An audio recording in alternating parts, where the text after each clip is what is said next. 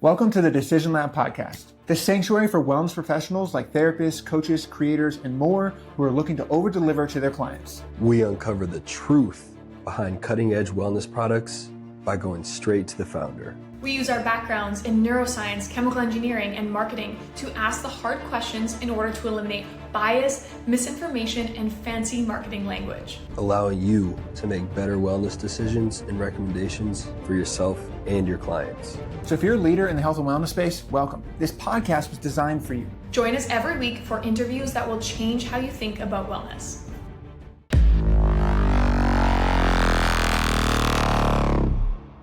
Hello, everyone. Welcome back to the Decision Lab podcast, where we help health-conscious consumers find innovative, science-backed wellness products by cutting through the hype, misinformation, and market noise.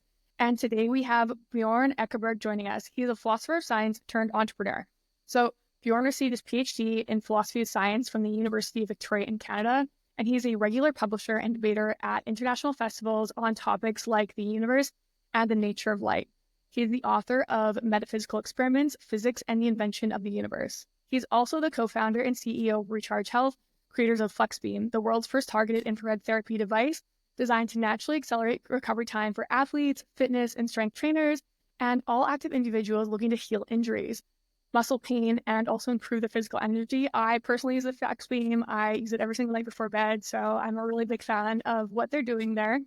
Bjorn is also an incredibly multi-talented individual, and that's why we're so excited for this interview today. He's had success in so many different professional ventures, and he was the screenwriter for the Netflix show Borderliner and the acclaimed Norwegian drama series Valkyrien. So welcome to the podcast, Bjorn. We're so excited to have you. Thank you very much for having me on, guys. I'm really excited for this. Okay, so first question. You've had success in so many different fields: science, biotech, entrepreneurship, screenwriting, speaking, like the list goes on. What behaviors and mindsets do you believe have allowed you to be so adaptable and just excel in this wide range of creative and scientific endeavors? First off, thank you very much for the kind introduction.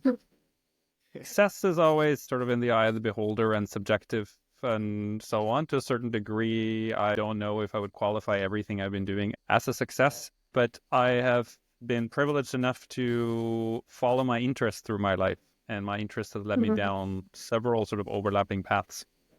And sometimes in life, straightforward linear path is neither the most interesting or the one that actually ends up happening. I do know a couple of people who are like, I want to be, at this certain age, and they're just like, I'm going to be this person, and they just go linearly in that direction. It didn't really happen that way for me, but it kind of, maybe get back to it, but connecting the sort of screenwriting and all of this stuff. In terms of what got me into that position, I think I'm a dreamer. Like, I'm a dreamer who also is a doer. I'm a very intuitive person, so been following my interest and my passions, then also brings my intuitive sense of what is coming next, what is about to happen, or where I should turn my focus.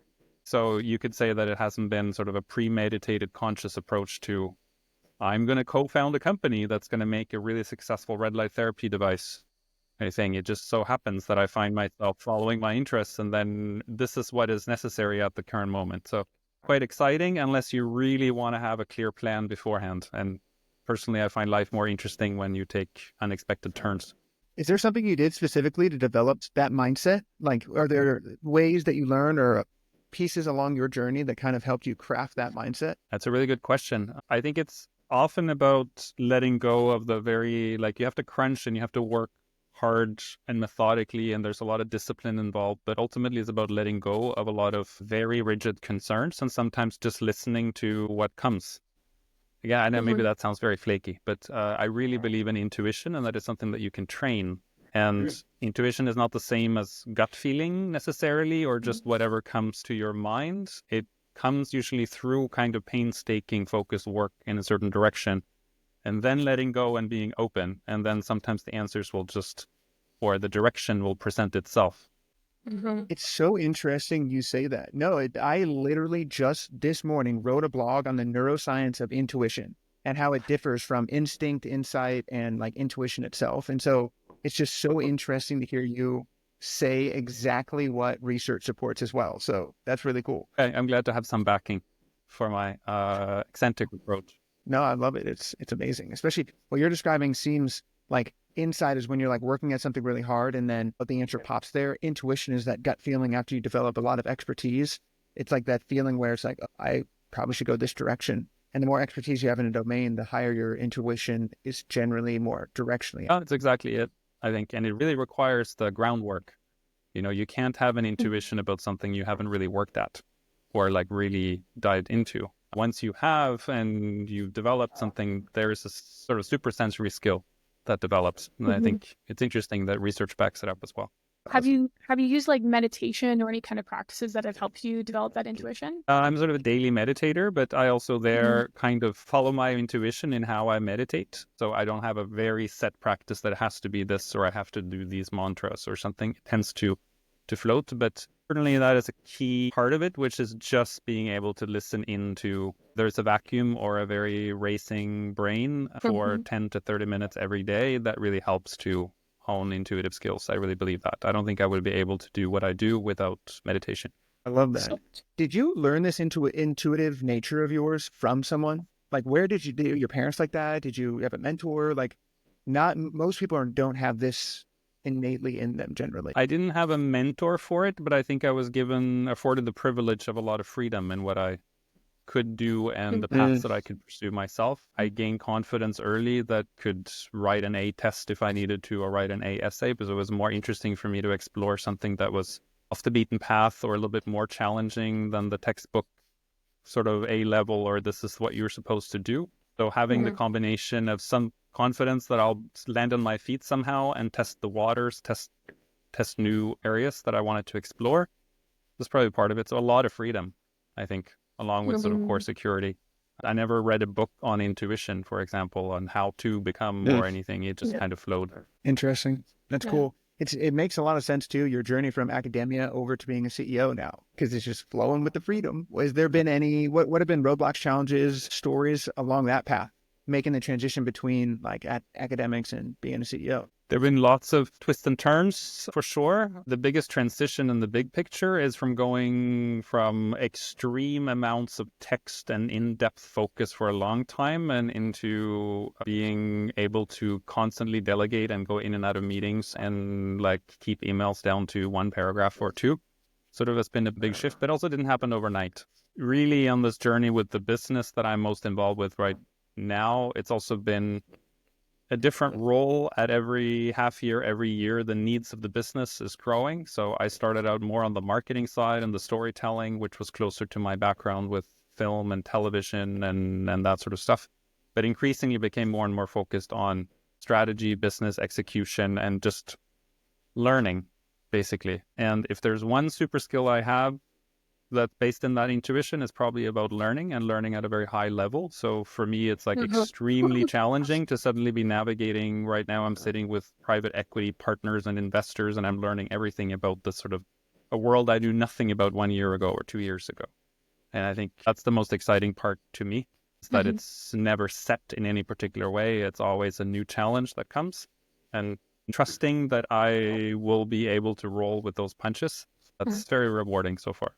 Something that I'm curious about, people who are rapid learners, like, because I love learning too, how do you balance the growth and being able to like teach and talk about something? Like, how do you manage like learning new stuff, but also being able to act and do and like go be in front of the investors and talk and different things like that? Like, is there a skill or a tool you use? Don't know if I'd call it a skill or a tool, but a part of it is immersion and absorption, I believe. And again, this comes from, dreaming and intuition. It's also the metaphor maybe is diving into water. It's like really diving deep into something, get it through all your pores. So with this device that we developed, this red light therapy device and all the technology around it, I didn't have any particular specific skill sets or any particular thing that I trained in. It was just learning it from so many different angles that suddenly I'm thrown in front of a microphone like with you guys, and the only way I can approach it is to just have learned something so like inside out that I can just speak to it naturally, so that I don't have a script or that I don't have sort of tools at hand for that. I don't know if that makes any sense. Yeah. Makes That's complete sense to me. yeah. So Cool. how I'm do you glad it does think to your, someone. how do you think your background in philosophy is like influenced the way you think about leadership and innovation? Because I imagine you have like such a unique angle from that experience. I think for me, it runs deep and it's very indirect. So I cannot, when Mhm. I'm pushed on it, I cannot draw any sort of direct lineage from, deep learning of Spinoza to like running a light therapy company, because it's like, it's really about a foundation of thought and of understanding. That's what philosophy Mhm. gave me the most. It's like that whatever the confusing variables, and we sit with this daily, right? We're bombarded with information and there's sources on all angles. And if you have your basics straight, if you have your base understanding of the world and of ethics and how things hang Mhm. together, then finding information is the least, or distilling information is the least problematic part. Often I think what is confusing when you have to take in so many new things or variables is that if you don't have your kind of your core foundation in order, so you can be pushed from one direction to the next. That's not to say Mhm. my mind is fixed on something. It's just, or like, because I have my philosophy that it's like, this is what I do. There is just some deep core of thinking. It's completely Mhm. useless from a degree to work perspective, but it's extremely useful for a life perspective. 100%. I agree. Mhm. People don't think about the thinking patterns and the thinking strategies and problem solving strategies that you get from developing an expertise in a certain thing. It's like people who don't like math. But math, if you think of it less of 1 + 1 = 2 and more in what you just said, whereas a thinking philosophy or a problem solve, a set of skills in for life, it's way different to think about it that way than, oh, I'm not going to use Pythagorean theorem every day. Okay, but you do need to solve from first principles. So it's really interesting to hear you say that about Yeah, philosophy as well. yeah, totally. I mean, that's a really good point, Cody. And I think it's philosophy is sort of the deepest training in problem solving. And ultimately, Mhm. that's what the mind is constantly working at, whether it's at the extreme minute everyday detail. Our minds go to problems all the time. Our minds go to worries, concerns, problems, and is always Mhm. working at trying to fix something or improve something, right? So when you have a kind of a training to work with problems that are both of a large conceptual nature and then very minute and everything in between, then I think you develop a kind of flexibility around problem solving and thought patterns, as you say. Yeah. And that means they're Yeah. more So accessible to you when you you land in a new challenge. 100% agree. Speaking of frameworks, you have a cosmology background and this metaphysical background kind of stuff as well. Like, how has this shaped any of these problem solving things, or how did you even get interested in that in the first place? Yeah, I mean, I know it sounds really weird. I ended up deep diving into it, not as a cosmologist, I have to say, because I don't have the scientific training, but I have the training in philosophy and history and so on. And I was really interested in understanding something in depth, and I was afforded the privilege of going hardcore into it for several years and write a book about it, and sort of paid as part of studies as well. And the reason I ended with like going deep into theoretical physics and then eventually into cosmology is really because it's at the limit of knowledge. And that's what fascinates me. It's the sliding line between what we believe and what we know, which is Mhm. never as clear cut as we try to pretend in our society. And when we talk about science, it's completely firm here. And then religion or whatever it is just belief over here. When you look at things more closely, the two things are much more interlinked. And for me, and that's true of a lot of sciences crossing into arts and so on. For me, cosmology was fascinating because it was like the largest possible scale of us Mm, projecting a story and a fantasy and clearly all kinds of religious, metaphysical concerns, but trying to speak only in the language of math and physics and claiming that we have solved it 100% scientifically. And I am one of the agnostics on the scene when I get invited to debate or to participate in talks on this. I don't have a fixed mind on where the universe came from. I just think it's too big of a problem for us to solve. And when I look at the mm, underlying sort of evidence for how this theory comes about, the Big Bang theory and how it's all layered together, it's a lot more problematic than most people think, because usually it's the slippage of this is what those smart guys that are studying it, they all say it's like this and is 100% certain because science says so. So I like to sort of play with the edges of that and to question it, but trying to toe a line because I'm not anti-scientific, quite to the contrary. For me, science is about probing, and I just hmm don't find that the story, when you write it this large, the cosmology story, is nowhere near as convincing when you look at the actual evidence that's supposed to back it up. So that became a fascination, and I wrote about it from many angles and so on. And I'm still sort of invited to speak on that topic because people really are interested in the topic as well. That is amazing. I love that so much. And this is something we talk about on here a lot, because people a lot of the times like, well, how can science be wrong? And like, but that's just not how, like the power posing lady, like they said that power posing helps build your confidence and releases more testosterone, but then they could never replicate the endocrine changes as an example. And so they retracted some of that information, and people are like, oh, the science is wrong. How is that possible? Type of stuff. So it's so interesting to hear you say that that's like specifically what you study. So in relation to cosmology, sort of, what's some of the biggest misconceptions or the edges that you kind of poke at where people would be kind of like, it's not as clear as you think it is? Like, what's the biggest one, would you say? For me, the biggest one is the scale of the universe. Like how, if I ask you to try to imagine or put numbers on how big is the universe, big is the cosmos, how do you begin to make sense of the scale of what we see in the sky? It's infinite is what it feels like in my head. Like I go to neuroscience. My background's brain science, so I think about like our neurons and how deep we could go, and it's almost infinite down as it is up. It feels like. So that's the only reference point I have, I feel like, but I don't even know. No, and it's part of the fascination I have with this sort of cosmological theory is the attempt at being extremely precise about how many billions of light years and all these distances that we have calculated. But then when you run and you see how well we know something, it really comes from where we are. We actually know things very, very well for very close to Earth. I mean, even with Newton's laws, you could probably get to the moon or you could get to Mars and you wouldn't miss it. But I mean, there's our inner solar system, like we identified, it's like we understand the scope and the scale and all of this stuff. But if you look at how much has actually been empirically tested, how far we have tested that, the estimate would be about 0.1% of the supposed entire cosmos that are laws that we know that through the Einstein's general relativity and everything we have tried to amass evidence for. We're pretty confident about 0.1%. And the rest is conjecture, right? And it's very clever. I have to give it to astrophysicists to work on this. They invent ingenious methods for trying to measure and so on. But just in that scale, that was what was more mind-blowing to me. When I started looking into it, it's just trying to draw it on the board, right? As one droplet on your living room table. And it's like, that I'm pretty sure about that what's in that droplet. You could probably... And the rest is like, wow, we are just depending on what we see inside that bubble. All of our measurements, it's just light that we get in and that we try to be as precise as possible with. So just in that perspective, it's very hard to believe that we could have nailed it. If you really believe that, oh yeah, science has totally got this 100%, that theory is like all the astrophysicists agree, we nailed the universe. That is a religious belief in my view.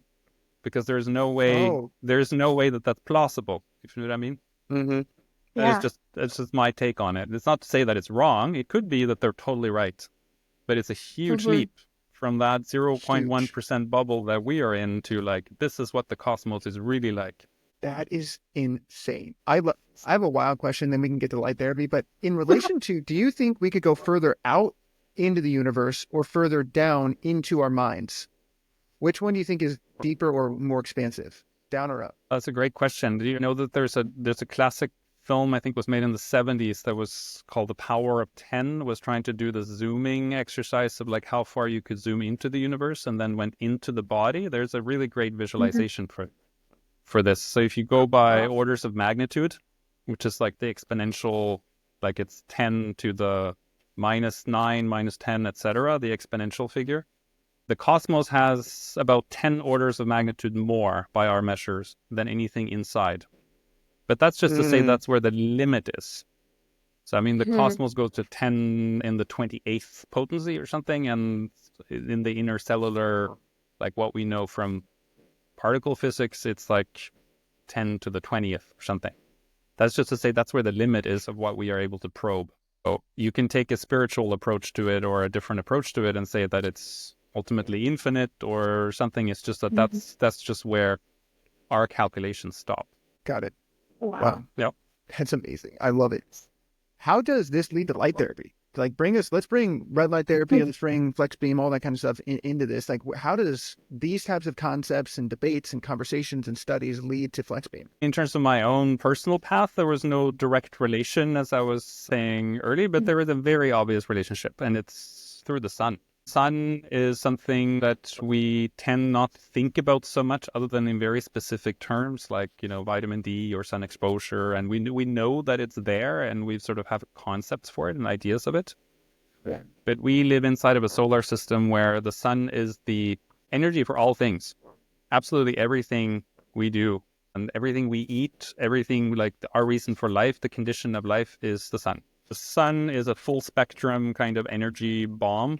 We live inside of the tiny little bubble that's shielded with atmospheric pressure and everything to kind of make it temperaturized for us. So we've developed inside of this little bubble where we daily get our energy. The earth gets its energy from the sun. That's how plants grow. And people get their energy from the sun directly, but also from plants because they eat plants and then they eat animals that are eating the plants.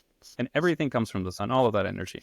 So that's full spectrum. And then there's certain parts of the spectrum, certain wavelengths of light that have different impact on us. And one of the most exciting ones that I was part of discovering along with my co-founders about 5-6 years ago is that light in the near infrared spectrum specifically and the red light. So these are two sort of bandwidths of light that are just on the edge of the visible spectrum of colors that we can see, and infrared is technically invisible. Light in that spectrum appears to trigger a physiological reaction at the cellular level. Like the cells in your body respond positively to being exposed to this light. If you have the right dosage and the right wavelength, sort of like the healing frequency, so to speak, near infrared light will stimulate the mitochondria in your cells to produce more energy. And what the cells do in your body is they help your body recover. I mean, it's basically a repairing machine. That's what your body is. And it operates on sunlight, and it operates specifically when you add these wavelengths of light or you have that in your daily exposure. That whole recovery process works so much better and faster. What we wanted to do when we discovered this is to create a device that takes those wavelengths that are well documented to have a physiological effect and design something that people can wear straight on their body. So you get a targeted dose of that light, which is basically a healing kind of light. And to use it where people need it. And a lot of people need it. Absolutely. Were there any major challenges when it came to, like either the development, manufacturing, bringing it to market? Like, how was that whole process? That was a long, winding road of learning. But I had two co-founders who had expertise in hardware, supply chain, putting things together. And that's why we decided to go it our own way with it. There are other technologies on the market are using the same technology. There are other devices, like you can install panels and things that already existed. Nothing was made for the human body. Like nothing was made for you to wear or to like make it portable or any such thing. And that's why we were a group of people, including a medical doctor who's worked with this technology for a long time, who decided to design our own thing, that base it on the human body, on everything, all the science we know to date, and create something that people can easily use at home. And we started out with the kind of moonshot vision that if you just make a device that's attractive enough or that it's irresistible enough for people to use, eventually this is something everybody wants to have at home. For now, it's a relatively niche thing because most people don't know about this actual impact of light yet. I think it's a question of time and getting the word out and getting more people to use it and see the effects for this actually to become a thing. So we're very hopeful that in a certain amount of time, people will look back on this podcast and these kinds of conversations to look, this is like, they still didn't know. They didn't like, this was new back then, about this technology that can really help our bodies. I think it's going to be mainstream eventually. And it's such an impactful thing. And I think the way we still currently look at like medicine and healing, especially injuries, is we don't look for like non-pharmaceutical alternatives as much as we should. And, I've educated even just like so many of my friends who have like knee injuries, hip injuries, and I'm like, this will help you heal, like what you eat, red light therapy, all these things, and not just taking like corticosteroids, and pharmaceutical alternatives. And so I think we are seeing like this switch and this pivot to people wanting like more natural solutions to healing injuries, or even I personally use the Flexbeam for gut health, and I found that to be great, And so I think we're at a really exciting time where this is going to start to really flourish. You find that people you speak to about it are more open to the whole idea of light being able to treat our bodies? Yeah, absolutely. And I think, basically kind of my whole thing on social media is like, I'm, a passionate biohacker, and I work a lot with like nervous system regulation. And my thing is like, I always try to take a natural approach first, like what can you do with the body, and then, food and natural supplements. And then, pharmaceuticals should be like last line of treatment for most things. And so I've been, educating on light therapy, and I think people are really open to it. And even just when you look at it from like a different angle, like being in Canada, we don't get a lot of light, and you have the same thing in Norway. We don't get a lot of light for a lot of time of the year. And then all of a sudden April comes along, and literally people change. People completely change when they get more light exposure. And so that's like one of my arguing points too. When I talk to people about light therapy, I'm like, you experience this change from the sun. And so imagine that being incredibly concentrated and putting that on your tissues, because that can just like change your mood. It can accelerate healing. And so we need light. We need the sun. It's really important. When I drop out of the founders and other health conscious like founders and people like that, entrepreneurs, the skepticism meter shoots way up. Because for me personally or whatever, because I try to get out of this, because I'll try anything. I love all this kind of stuff. And I know more of some of the basic science and stuff, and can like look at randomized control trials and make my own thoughts about some of that stuff. But our general consumers can't. And so if we were to kind of beat up red light therapy a little bit, or actually, this is perfect because you are the perfect man for this with your background on beating up cosmologists. If you were to do the same thing towards red light therapy and research in there, like, could you talk to us about some of the research around red light therapy, around light therapy? It's one thing for Chloe to say, yeah, you put it on your stomach and it helps you, but like, how? Why? Do we know that? Have we done randomized control trials? Like, what's some of that stuff for the average person to start to like edge into this, not just be dropped in the ocean? Yeah, I mean, the baseline is actual physics, right? It's like kind of biophysics. It is the effect of a certain output of light, certain wavelength, and you need a certain kind of dosage. This is key. Infrared light in the infrared spectrum will penetrate the skin. It has long wavelengths. This is why it's longer than we can see on the visible spectrum of colors. And the length of that wavelength makes it able to actually go underneath the skin.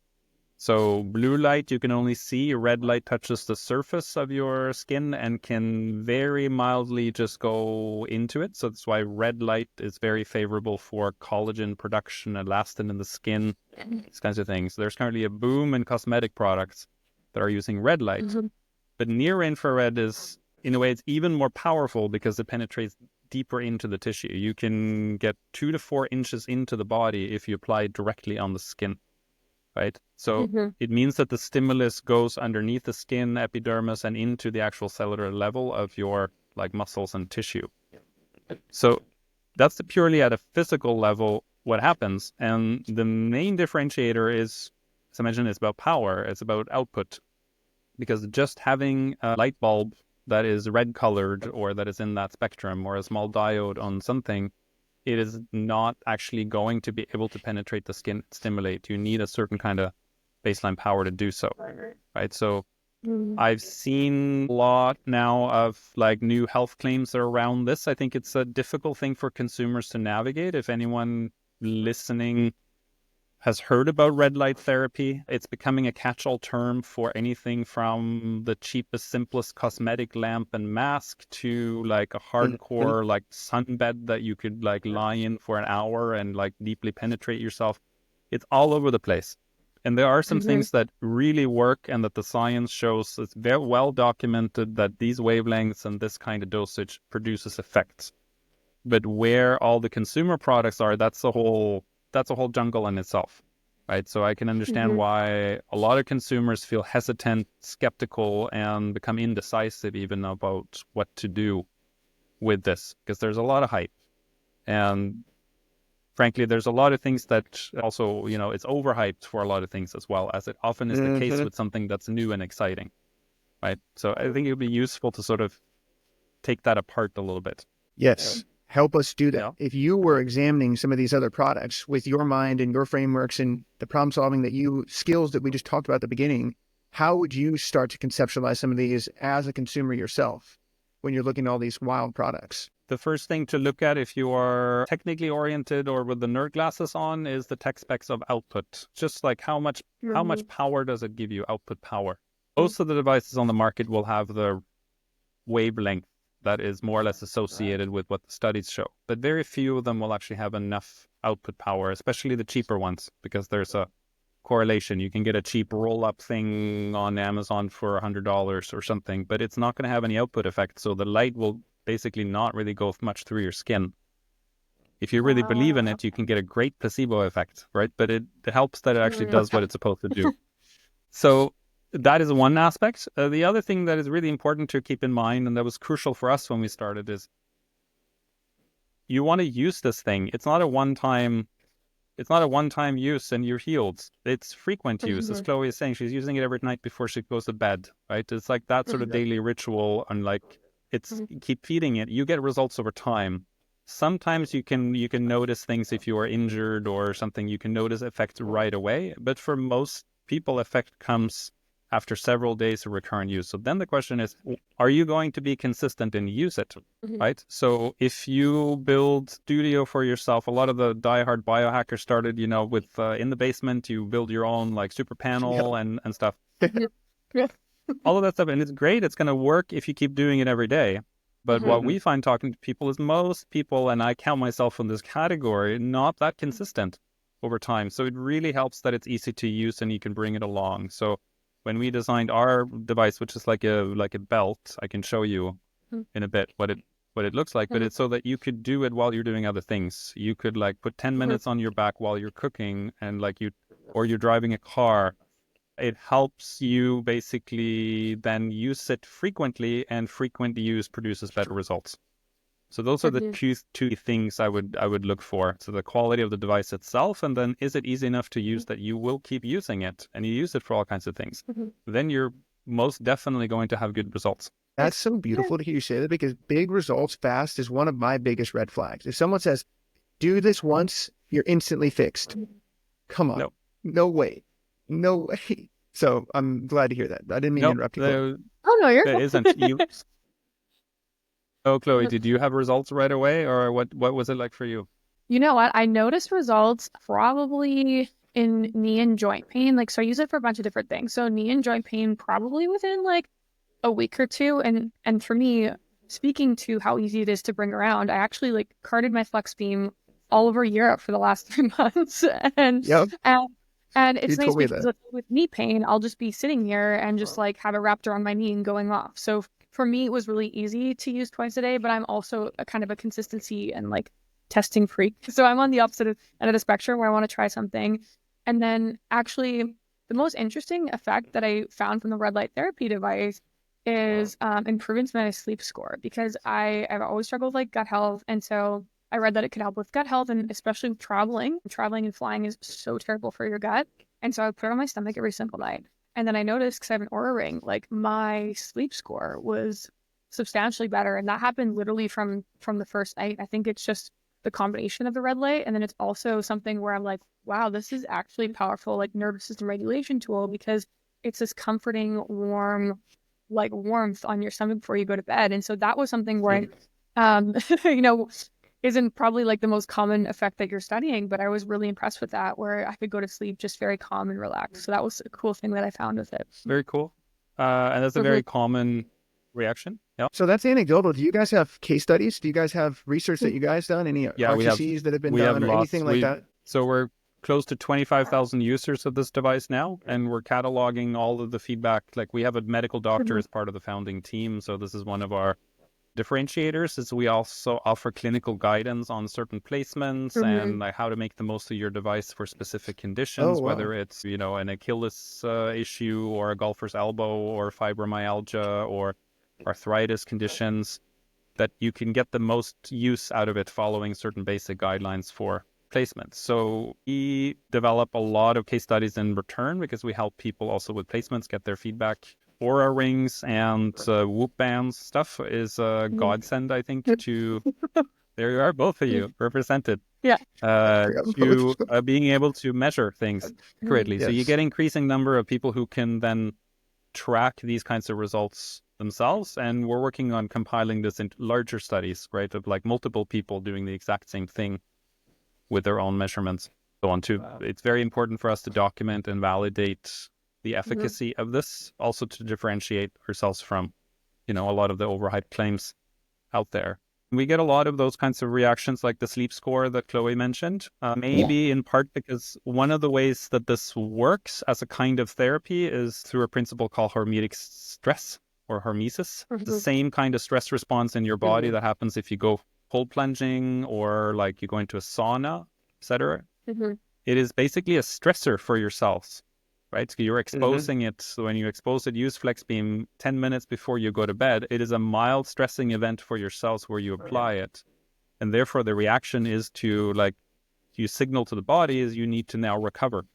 Right? So you can have a deeper sleep after. It's also because you didn't need it. Like your body just went through something. It didn't, what the hell was that? Right? It's like, what was that like? And then it recovers overnight and bounces back stronger. So that's the same principle that's in, I think, a lot of different effective therapies like this. Yeah.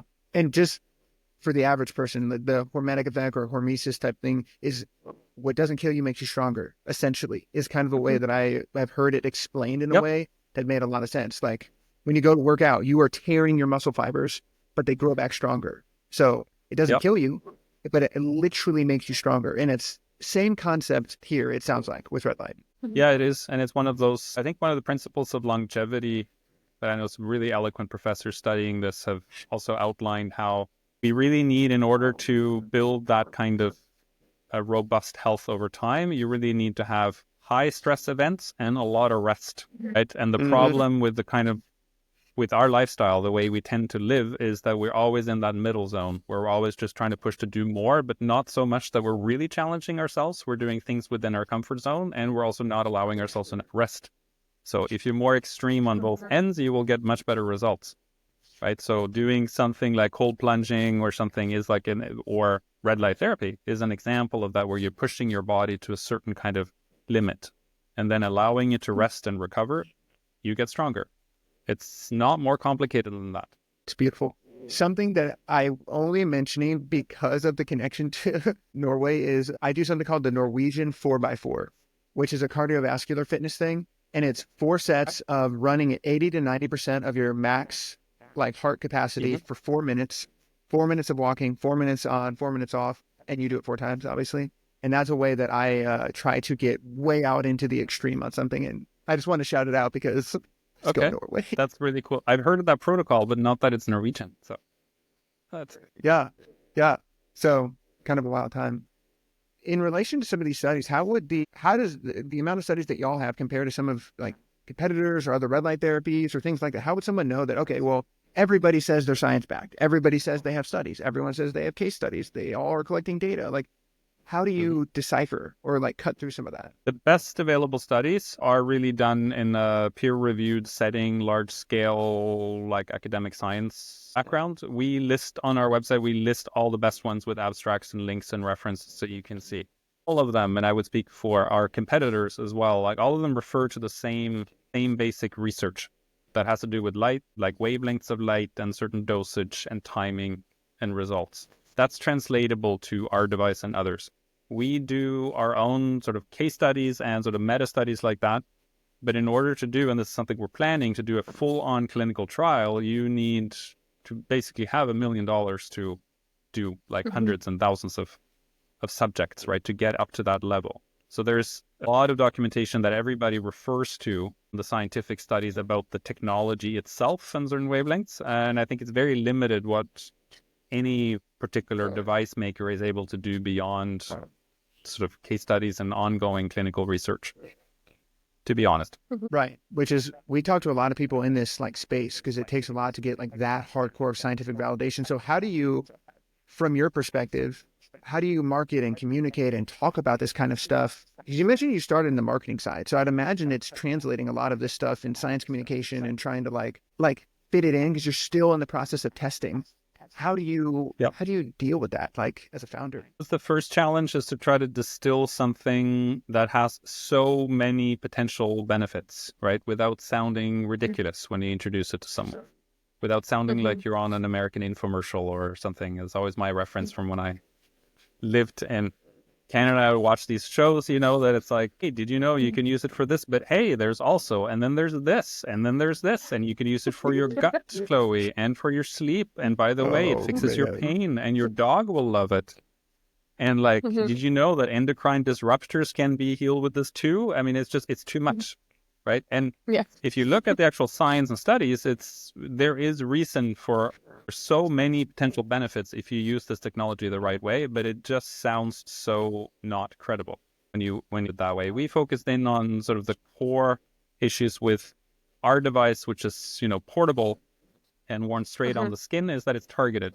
So it's to relieving pain, repairing muscle, and recovering faster.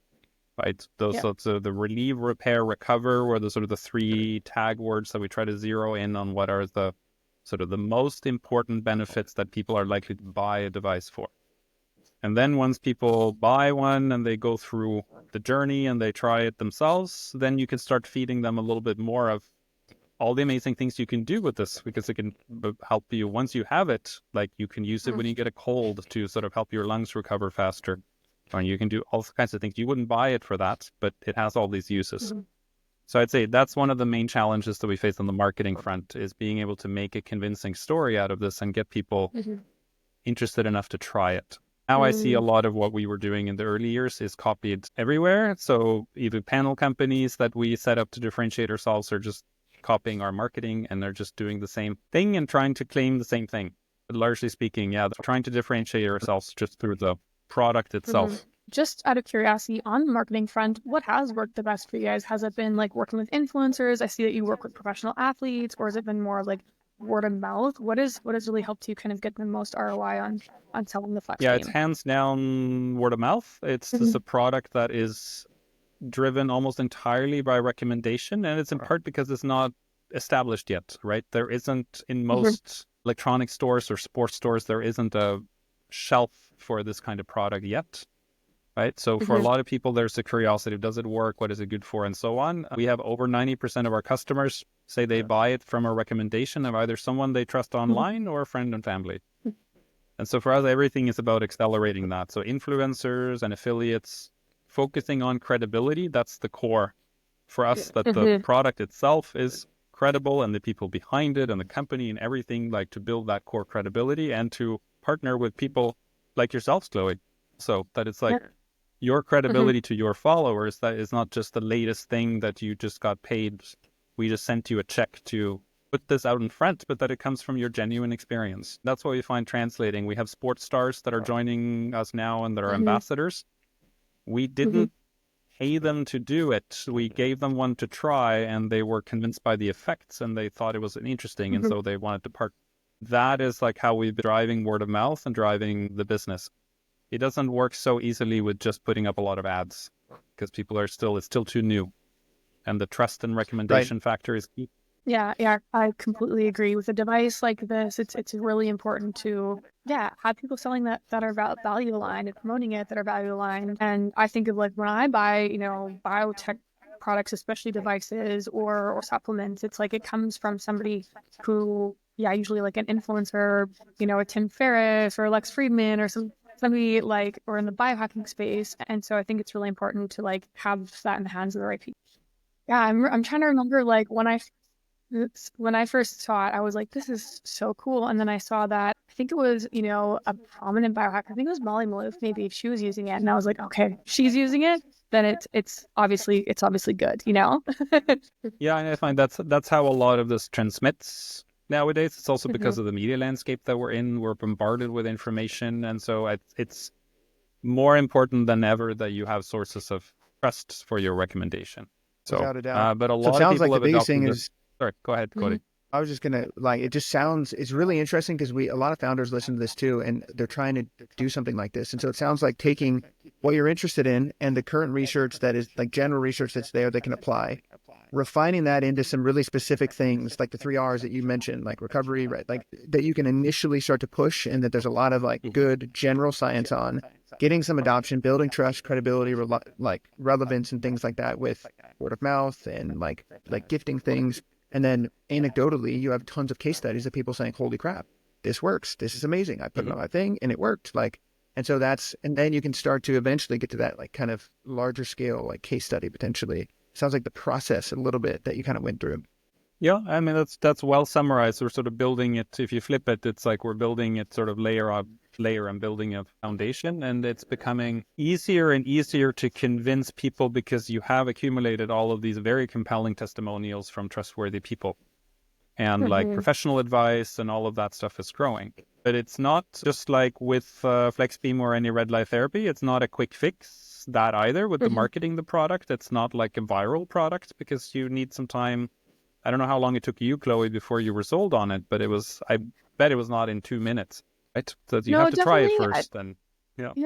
Yeah, you have to try it, and with most things, especially with when it comes to health supplements, devices, it takes time, and so you have to be willing to try something. Like my rule is usually like 2 months. If you've tried something for 2 months, you have a really good understanding. If you're consistent with it, you should probably see some kind of result. And so I definitely saw like really good results with the Flexbeam. I think I noticed the most within a month. For the biggest problem I had was my knees from running. I run probably 50, 60K a week, and my knees don't love that. And so I think about a month, and I was like, it just kind of had this realization where I was like, oh, I'm doing 15K very comfortably with my knees, and I'm recovering faster. And so that was kind of like my moment where I was like, oh, this is great. And it often takes a little while, and this is also why I think the market for this is still relatively small, because most people are probably not like you, Chloe, will dedicate 2 months to trying something new. It's like you would want to try it out, and if you're not 100% sure very quickly, maybe you move to the next thing, or maybe, that's part of the challenge to reach a sort of a mainstream audience, right? Which we're looking to do as we grow and as the word spreads about this as well, is to affect those people who would benefit from it, even if they're not health optimizers and biohackers and super dedicated in the same way. What's your hope for those people? Like, what's your dream outcome for the people that use Flexbeam at the end of the day? Like the warm and fuzzy feeling that you get when you help somebody. Like, what's your hope for them? I think it's that they feel that they have a tool to empower themselves rather than a quick fix in their cabinet, whatever they think of the device. But I think that's the core, and that's why, for myself, why I sort of joined this mission early, is the whole idea of what it does to your body and what it does to your health, which is really empowering your body to heal itself, right? Not just that the light heals, it is that literally you're giving your body the power it needs. So this whole picture of our bodies as being the real superheroes at the core, like we are the ones that are healing. It's our bodies that do it, right? That's my warm and fuzzy feeling when people have used it enough. Like if they actually get that sort of a little bit of a mind shift, rather than a quick fix or something that I'm just like, press a button here for a light and I am fixed, but actually get a little bit of a closer relationship with what's happening in your body. Like, what is the process like? What am I able to recover from? How can I get over this? How can I get past it? So I'm very grateful for working with an audience like yours as well, that are more than the average person, more probing and more self-aware, and are listening to their body for signals. Like we would like to, for future versions, to provide more direct data insight and access so you can instantly see what it's doing. But there's a benefit that you have to listen. There's a benefit to it being a little bit invisible, right? Because you do have to kind of get engaged with the process itself, and to appreciate that your body can bounce back from something you thought after that run, you thought, okay, that's it, I'm out for a week. And then it's like the next day you can kind of step again, something. And that's your body. That's not Flexbeam as much as I want to promote it. It's really like your body is the healer. All it needs is just a little bit of extra energy sometimes, or a little right nudge, or the cold plunge or whatever to pick it up. Yeah. I love that.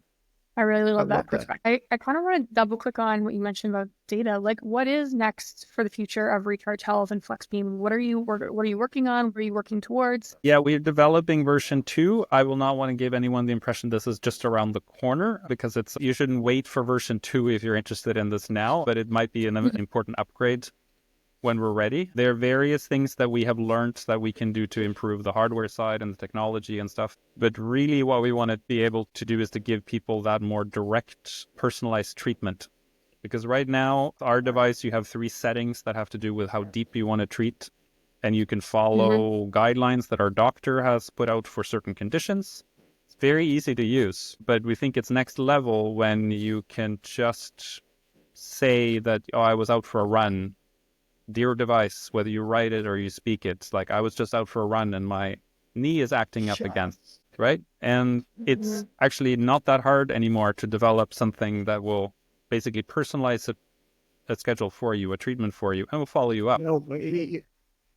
So this is what we're developing right now without revealing too much, but so that you can more instantly both see the feedback loop of what's happening inside of your body, that you can visualize it, but that it's for you. You have different dosage needs when you are your age compared to a 65-year-old person. Try to find the sort of universal presets that work for more or less for everyone, but there's a lot of range there. There's a lot of variability and everybody's different. And we have the technology and the knowledge now at our disposal to make it personal and to make it more tailored to your specific needs. So that's why I personally think is going to be the game changer when we have that it's not about so much the hardware side as the biofeedback and the sort of the software layer that we can add on top to make it smarter, basically, to make it work for you. That's awesome. We recently had the CEO and founder of Bionic on, and they do personalized supplements. Like, they do a blood test and then they do personalized supplements. And something he mentioned is that when you go to like Walmart and look at like the average dose or something, it's based on what wouldn't kill a 4-year-old, not what is most optimal for. I'm 6'6", 220. I need different supplement like regimens than Chloe, who is like, right. And so it's just the personalization piece you just described, I feel like, is like the future of everything. Like, would you agree that like a lot of technology is moving that direction? Yeah, I see a lot of the shift in the health optimization space and stuff toward this, that our ability to do it is also going to be greatly enhanced by things like AI and so on. I think there you're actually going to see real development, not just hype development, but that ability to sort through data that can be interpreted for you. It's basically data that comes from you that is interpreted with the knowledge and the insight and then fed back to you. I think it's definitely an important part of medicine going forward, is to at least have something tailored. Right? Yeah. It's not just like one pill for everyone.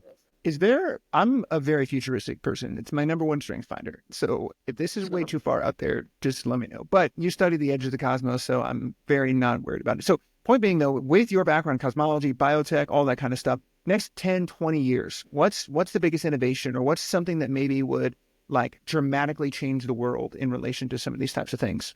Maybe it's not even in relation to Flexbeam or biotech, but just anything that might change the world next 10 to 20 years. Oh, wow. I wish you sent me that question before and I could give it some thought. On the spot, though, Cody, I think we're already gesturing in that direction. I think it's our bit like all the one-size-fits-all solutions of the past that are like, that is all loosening up at the edges. I think people's expectations of things being tailored to them is also advancing at a really rapid clip. I think your expectation already now compared to 10 years ago of what you should know about your baseline biomarkers, for example, now having this at your fingertips, I don't know how much this will has changed your own outlook on your own body, having all this data. This is only within a span of a few years, right? That you're able to read all of this information back, right? Do you remember the world 10, 15 years ago before we had any of this? I was talking to somebody yesterday who was talking about he remembers a time when there wasn't Amazon. And I was just like, I was sitting there like, how would you get things? Like, I couldn't even fathom it because I don't remember a time where I can just Amazon and get something like, so it's just, I'm old enough to remember that world too. Point. So that's why it's 20 years down the pipeline. Like, things are moving very quickly. I do find that path that we're on like taking like basically all of the data that we're able to get is actually going to be more applicable and something we can execute on and create something with. I think a lot of health tech up until this point has been mostly about measuring the body, right? And now with what we are doing and other companies are doing, are finding also ways to combine data with an actual therapeutic modality and things that you can actually like help your bodies. And the combination of those two things, that people know much more about themselves and the new technologies that are layered on top, I think is going to be transformational. But I don't really know. I wouldn't place a bet right now on 20 years what's going to be the biggest thing. But I'll think about it. I'll let you know. Yeah, please. I would love to hear, like, if you do think more about it, I'm more than happy to read a very long email or something, because I just love thinking about that kind of stuff too. So, but I digress. Something that we'd love to do towards the end of our conversations, I know we're getting close to time here, we're a little bit over, but is ask just a couple like signature questions. One is left by our previous guests. So the person who left you a question, his name is Vadim, and he's the CEO of Bionic, that personalized supplement company. So we'll get to that in a second. Before we do that, the first question we always like to ask is, what's something that you wish people asked you more? Like, what's a question that you don't get asked enough that you're like, I want to be asked this question? Like, do you have one of those? No. Let me think. Yeah, I wish I was asked this more. Can I return to it? Can I just like go through your questions? That threw me for a loop. Sure. It's a good question though. That's okay. Maybe that's the question then. Really? And maybe you don't feel like there are stones that are unturned, you know? Yeah. The next one we like to ask though is like, what's a partnership or a connection or something? Obviously, like, go get a Flexbeam. Got it. But what's a connection or like a partnership or something that would be awesome for Flexbeam, that would be like life-changing or like altering for y'all? I think it's what both of you are sporting on your arms. So that's plug and play for me. That's the most complementary thing. Whoop and Aura as the leaders in their respective fields. There are others as well. But a kind of partnership where we can instantly track the things that our device is doing, our treatment is doing, and what people are doing. That's something we'd love to be able to do at a larger scale. Biotrackers and types of things like that. There's somebody, there's a company that I think y'all might love. They're more of a startup-y type company, but they're looking for partners like that as well, that I might be able to connect you guys with, that I think would be, cool. They're not as mainstream necessarily, but there might be something you could co-do together because you're both newer, to like go as a joint unit to like attack something bigger than these things could do individually. Maybe. I don't know. I'll send you a description of it and see if it makes sense. But super. If there's anyone else out there that knows, you know what this man needs now. Okay, and the last question is, what's a question we should have maybe asked you that we should ask the next wellness company? Do I get to know who the next person is, or is it just a question? Just a general question. What is the most important daily ritual you have that gives you strength or energy? Most important ritual that gives you strength. Daily ritual that gives you strength and energy. I like that one. Okay. All right. We could do that. I like that one. And then I wish somebody would ask me this question more. No, I know that was not right. Okay, there we go. So 2 for 1. Yep. What is it? Like, what is that for you? For me, it's sunshine every day. Even if the sun is not shining, to be out, like actually out in the early part of the day and be exposed to daylight and sun on my skin. That's super basic. Some people have that all the time, depending on where they live. Like Chloe, I live in a northern country where parts of the year you hardly see the sun at all. Then I'm even more concerned that when it is out, that I go out, especially the early part of the day, helps to reset my circadian rhythm and just keep in tune with the day. And knowing how much energy comes from the sun already, and having sort of studied it in the most conceptual sense, and I'm working with it on a daily level, and I'm very proud to be part of developing a technology that I think can be game-changing for people. It all comes back to that relationship with the sun, to not take it for granted. I don't stay out to get burnt or any of these kinds of things, but it's really important, and it's totally undervalued. The source of everything. I like that. Cool. Okay, so the question that Vadim left you, he's the CEO of Bionic, is what, in your opinion, if you could only measure one blood marker or biomarker, what would it be? Such a specific question. Yeah, for what, right? Like for Flexbeam, I would say HRV is turning into a super metric. for your health and resilience, so on. It's becoming more commonly known. For Flexbeam, it's also SpO2, which is the oxygen uptake in the blood. That is something that red light therapy will actually increase at the end of the session. To a hospital, sometimes they put a clip on your finger and hook you up to a monitor, and there's something, this is what they measure, is then the oxygen in the blood. In one session of Flexbeam, you would see the graph rise, because that's literally what it does, is it helps to oxygenate the blood. So that metric that we like to integrate into future versions. That's so cool. Makes sense. I like that. Did you have a chance to think of what you want to be asked more often, or was it the routine one? Yeah, what do you do? What do you need to do every day that you can't live without? And like that. I'm not sure that's the question I want to be asked the most often, but I don't know. But for you, that was the sun? That's what came to mind, yeah. No, I love it. That's awesome. Wow. I agree with you. I try to get sunlight in my eyes every single morning as well. So I think that's underrated by far. So, well, we appreciate you hopping on. Is there? Yeah.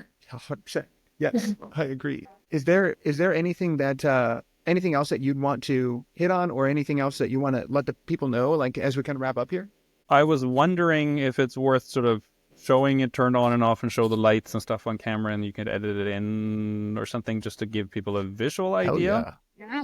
Because we didn't really talk about how it works, and we just talked and so on. So I don't know if you could sort of record a segment on that and cut it in with the rest. Yeah, sure. exactly. Let's do it. Let's do it. Yeah, show us how it a little works. bit of editing here toward the end, so for my lack of answers. So hopefully you can make it work. Oh, this is perfect. Just mark the clip, so we got it. We're good. Okay. So, I mean, I can show you guys, this is what Flexbeam looks like. This is the 3 light pods here with a simple controller. In this case, we made it super easy for people to use. So it's just got 3 different presets that are really based on how deep you want to treat. Infrared, like if the more infrared goes deeper and more red stays on the skin level. Setting 2, for example, has equal amounts of red and near infrared. It's on its own.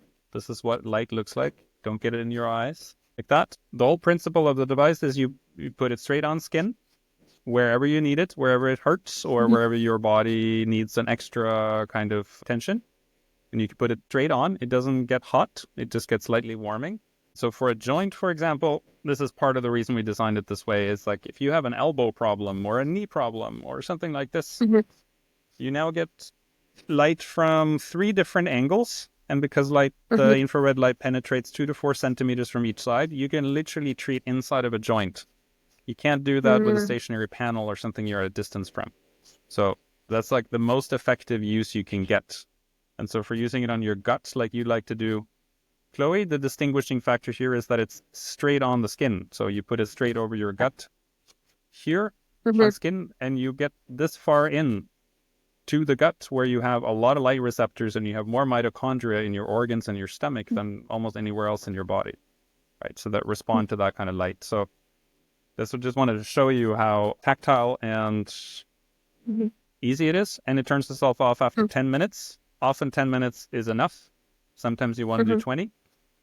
But you really don't need to overdo it. And that's a common mistake for people with powerful red light therapy like this, is that they get excited and then they want to do it all the time.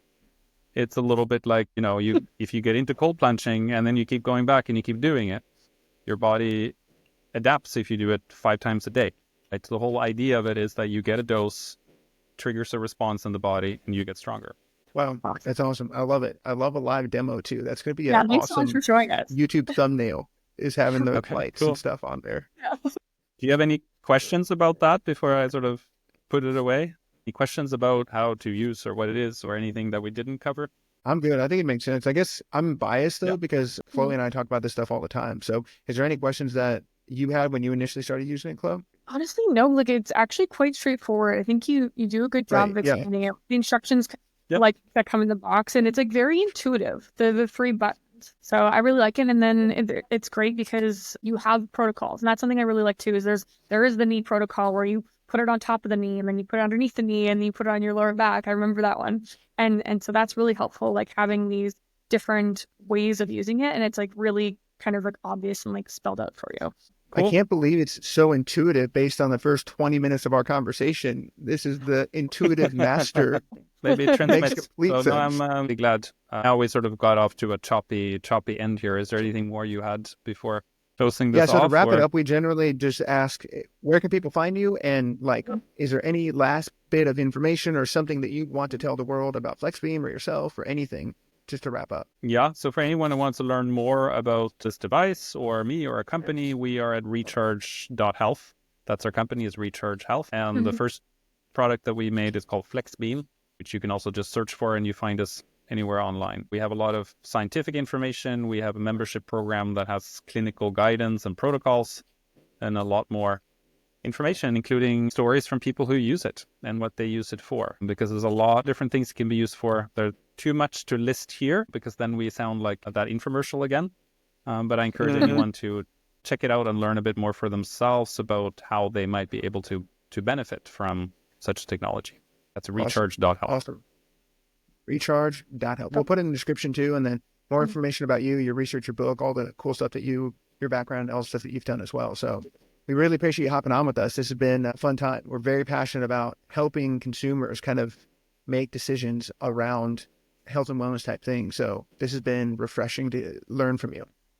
Yeah, thank you so much. Thank you so much for having me on. Really It great. was a real pleasure and great questions and a lot of interest. So thank you so much. Cool. All right, if you guys have not liked and subscribed to the podcast already, please do. No time like the present. Hit the subscribe button, but we'll see you next time otherwise. Peace.